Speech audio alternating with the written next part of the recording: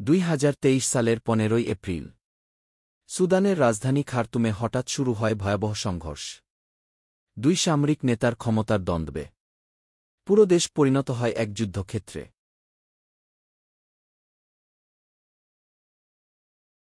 Sudan আফ্রিকার তৃতীয় বৃহত্তম দেশ, সোনা, তেল আর কৃষিজমিতে সমৃদ্ধ।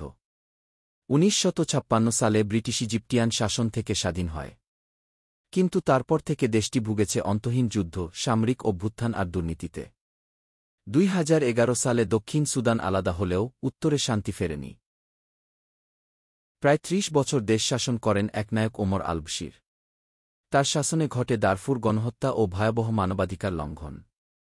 2019 সালে গণআন্দোলনের চাপে তিনি ক্ষমতা হারান, আর মানুষ ভেবেছিল অবশেষে হয়তো গণতন্ত্র আসবে।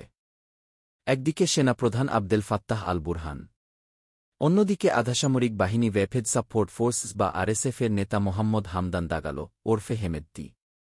দুজন একসময় মিত্র ছিলেন, কিন্তু কে দেশ শাসন করবে সেই ক্ষমতার লড়াই আজকের যুদ্ধের মূল কারণ। যুদ্ধ দ্রুত ছড়িয়ে পড়ে সারা দেশে। হাসপাতাল ধ্বংস, খাবার ও পানি নেই, বিদ্যুৎ বিচ্ছিন্ন।